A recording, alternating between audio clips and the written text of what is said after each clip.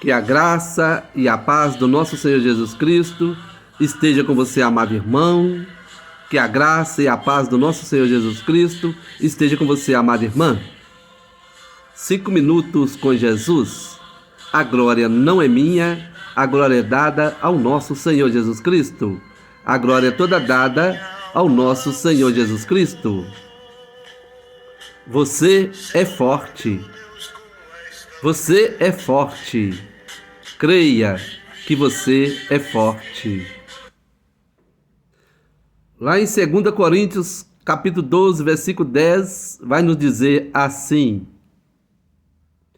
Eu me alegro também com as fraquezas, os insultos, os sofrimentos, as perseguições e as dificuldades pelos quais passo por causa de Cristo. Porque quando perco toda a minha força, então tenho a força de Cristo em mim. Amados irmãos, amadas irmãs, o que nos conforta em momento difícil é saber que nada é maior do que nosso Deus. Nada. E que Ele permanece no controle de todas as coisas. Assim mesmo disse Jesus: Bem-aventurados que têm fome e sede de justiça, porque eles serão fartos. Bem-aventurados os misericordiosos, porque eles alcançarão misericórdia. Mateus 5, versículos 6 e 7. Amados irmãos, amadas irmãs, está na hora de você deixar de viver das histórias dos outros e começar a viver a sua própria história. Amado, está na hora de você começar a viver sua própria história. Deus tem para você capítulos maravilhosos, mas você precisa estar disposto a querer vivê-los. A história muda quando você decide caminhar sem esperar pela presença dos outros.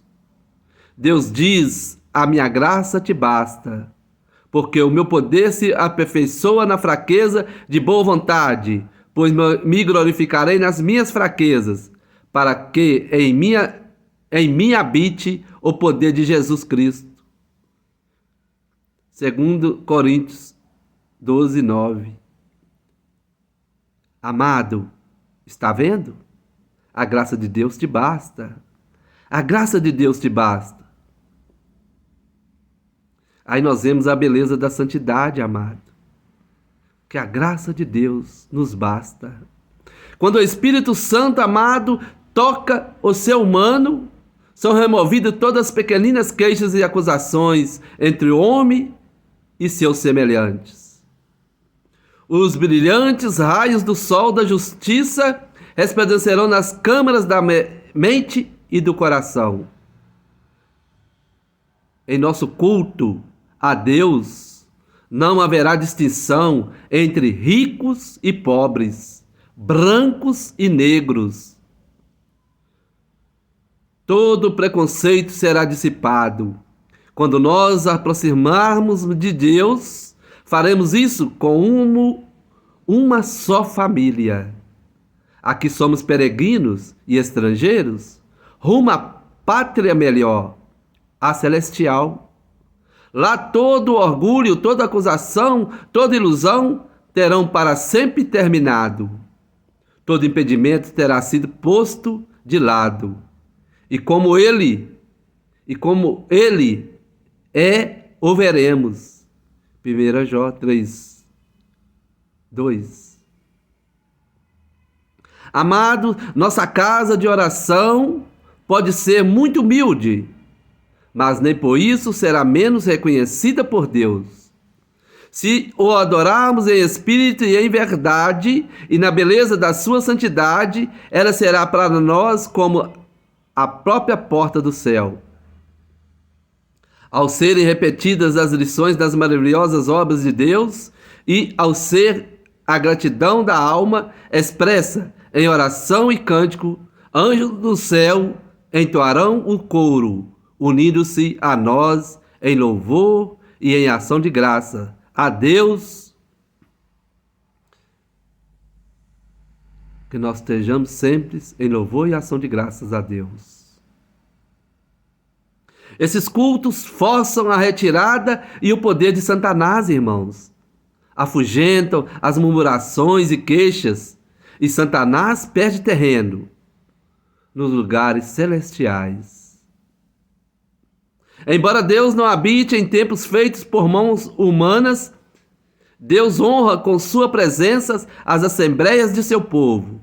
O Senhor prometeu que, quando seus servos se reunissem para buscá-lo, reconhecendo seus pecados e para orar uns pelos outros, ele, pessoalmente, se reuniria com eles por meio do seu Espírito Santo. Mas os que se reúnem para adorá-lo devem abandonar tudo que é mal. Se não o adorarem em espírito e em verdade e na beleza de sua santidade, o culto será sem valor.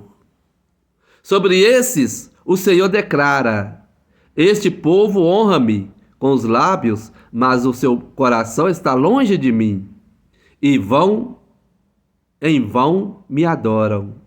Mateus capítulo 15, 8 e 9. Os que adoram a Deus devem adorá-lo em espírito e em verdade, porque são estes que o Pai procura para seus adoradores. Jó capítulo 4, 23, Profetas e Reis 50. Amados, a casa é o santuário da família e o aposento particular é o aposento particular ou o bosque, o lugar mais recôndito para o culto individual. Mas a igreja é o santuário da congregação. Deve existir aí, amado, regulamentos, conta ao tempo, lugar e maneira de adorar. Nada do que é sagrado, nada do que está ligado à adoração a Deus deve ser tratado com negligência ou indiferença. Para que os homens possam verdadeiramente glorificar a Deus, importa que, em suas relações pessoais, façam distinção entre o que é sagrado e o que é profano. Os que têm ideias amplas, nobres, pensamentos e aspirações são os que têm relações que fortalecem todos os pensamentos sobre as coisas divinas. Felizes os que possuem um santuário, seja ele luxuoso ou modesto, no meio de uma cidade ou entre as cavernas das montanhas, no humilde aposento particular ou em algum deserto. Se for esse o melhor lugar que lhes é dado arranjar para esse fim, Deus o santificará pela sua presença e será santo ao Senhor dos exércitos. Amado, nós devemos ter sempre um alimento diário, nós devemos nos alimentar sempre da palavra. E isto, amado, e isto afirmo, aquele que semeia pouco também ceifará, e o que semeia com fartura, com abundância também ceifará. Cada um contribua segundo tiver proposto no seu coração, não com tristeza ou por necessidade, porque Deus ama a quem dá com alegria. Deus pode fazer-vos abundar em toda graça, a fim de que, tendo sempre em tudo ampla suficiência, superabundeis em toda boa obra. 2 Coríntios capítulo 9, versículos 6 a 8. Amado, o conceito bíblico de plantio e colheita se refere ao princípio da multiplicação sobrenatural e divina do reino de Deus. Quanto mais semearmos, mais vamos colher. E se for bom o que semearmos, colheremos coisas boas. Interessante, amado, dessa passagem, que Deus pode fazer abundar toda a graça. Ele pode, mas não significa que é obrigado. Por isso devemos plantar nossas sementes na esperança da colheita, mas não devemos tornar isso a principal motivação do nosso coração, esperar que Deus obrigatoriamente nos envie a colheita. Não! Além do que vale mais nosso galardão do céu do que a colheita aqui na terra? Amados,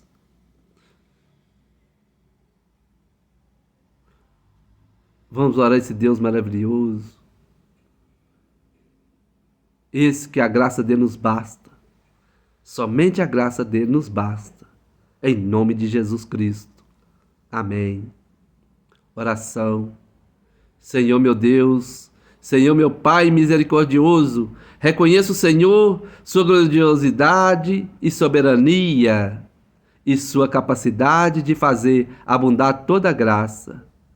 Também reconheço, ó Pai, sua generosidade e vontade de satisfazer nossos desejos. Então, quando eu plantar minhas sementes, sejam elas de amor, esperança, consolo, fé, piedade, ou sejam elas financeiras, materiais, que eu faça com alegria e não motivado somente pela colheita.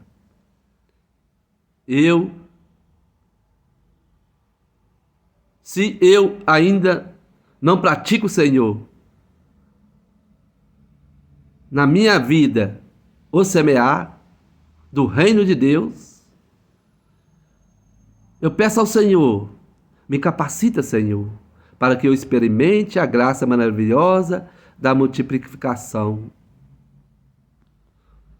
Ó Pai amado, ó Pai querido, ó Senhor meu Deus, muito obrigado, Senhor, pela Tua palavra que se renova a cada dia e alimenta a minha fé em cada passo. Obrigado, Senhor, porque o Teu nome, o Teu amor me alcançou e por isso hoje também posso Te amar e confessar a Tua bondade. Tu és fiel, Senhor. Já vi e ouvi tantas coisas maravilhosas, mas nada disso se compara ao que o Senhor tem preparado para a eternidade contigo. Ajude-me, Senhor, a confiar em Ti. Ajude-me, Senhor, e permanecer firme no Teu amor. Que Tua graça nos basta, em nome do Senhor Jesus. Eu faço essa oração em nome de nosso Senhor Jesus. Que Tua graça nos basta. Amém. Envia Teu Espírito, Senhor, que renova a face da terra. Envia Teu Espírito, Senhor, que renova a face da terra. Bendize minha alma ao Senhor. Senhor meu Deus, como és tão grande.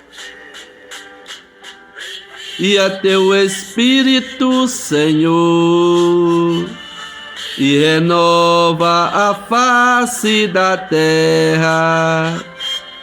Envia Teu Espírito, Senhor, e renova a face da terra. Como são numerosas as Tuas obras, Senhor. A terra está cheia das Tuas criaturas. Envia Teu Espírito, Senhor, que renova a face da terra. É Teu Espírito, Senhor, que renova a face da terra. Quando ocultas Tua face, elas se perturbam. Quando lhes tiras sua vida, voltam ao seu nada. Envia Teu Espírito, Senhor, que renova a face da terra.